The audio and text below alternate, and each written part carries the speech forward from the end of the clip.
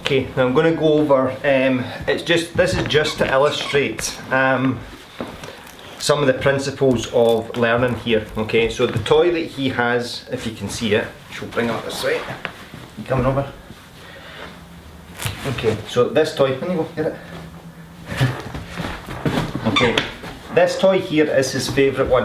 Okay, so given the opportunity to interact with these three toys, so we've got two Kong Wubbers and the Kong Octopus. And shameless plug for Kong there, they're not paying me. So given the opportunity to play with these in his own, okay, he will more often play with this one. Okay, it is his favourite and that's the one that he has preferred.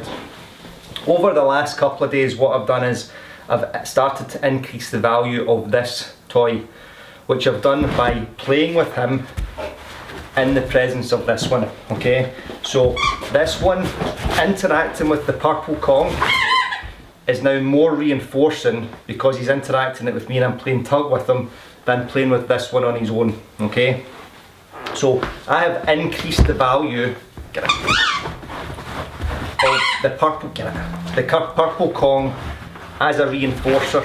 Okay, and I've also increased the behaviour of interacting with the purple Kong. Okay, so he is doing more interaction now with the purple Wubba than he was with the octopus. Okay, now all that I did there was said to him, I will play with that one in the presence of this one. Okay, now gently, gently.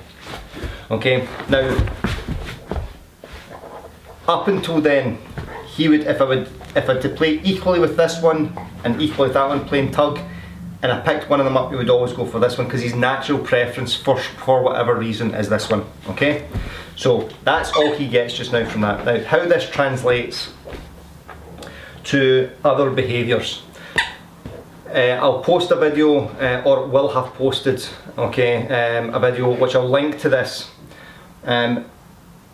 with him with the traffic cones. Okay, so the behaviour of interacting with the traffic cone was a much higher probability behaviour than him interacting with me for food. Okay, so the behaviour is killing the traffic cone and the reinforcement for him is killing the traffic cone. Okay, so the behaviour is actually self-reinforcing. The other behaviour that I want him to do instead is him interacting with me, and what I did there was every time he interacts with me in the presence of a traffic cone, I click and treat. Okay, now I've done lots of that, and also I have also done lots of him interacting with me in the presence of lots of other things. So him interacting with me is now a high probability behaviour because I've reinforced it so well in the past. Gently, son. Okay.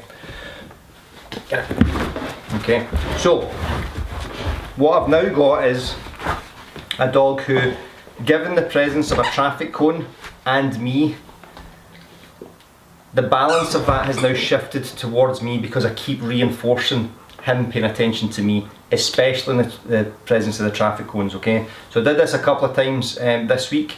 I did it with a dog, a German Shepherd that likes to chase traffic, and what we said to her is, the more you interact with me, the more I'll interact with you. Okay, we then do that a little bit closer towards the traffic and a little bit closer again and a little bit closer again. So what he's now doing is he's now paying back into that one, okay, because that's his natural preference. But you see what he just did there is he just started looking at this, because what he's saying is, can you play with this? Attaboy.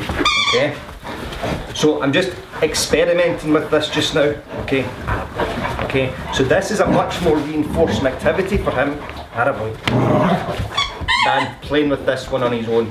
Okay, and you see now he's like that, he's now got a choice between two. Okay, whereas before it wasn't a choice because his absolute preference would have been for this one, for the octopus. Okay, so we can change the dogs,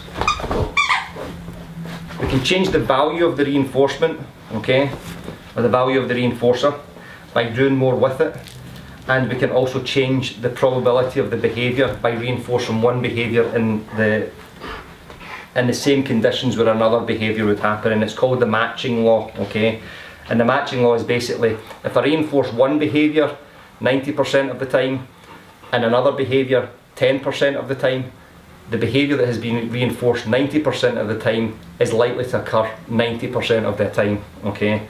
So with him with the traffic cones, going back to that, I've reinforced interaction with me far more often than he has been allowed to interact with the traffic cone, okay?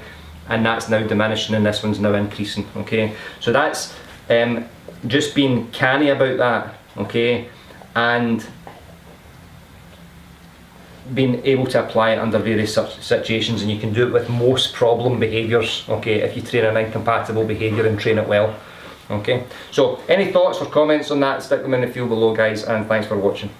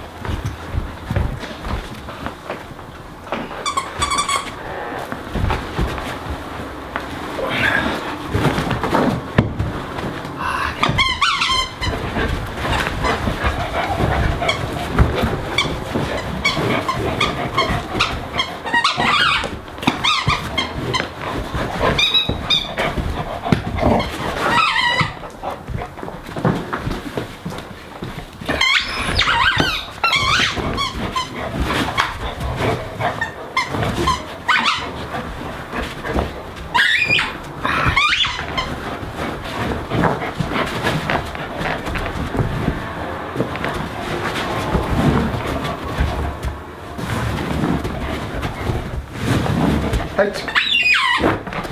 Ah, good boy.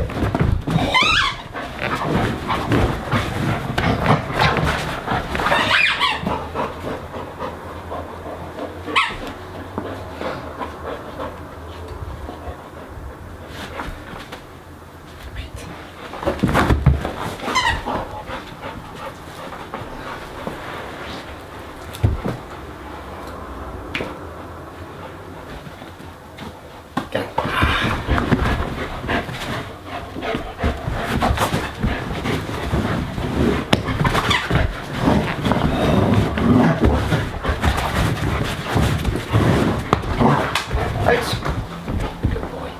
This one or this one?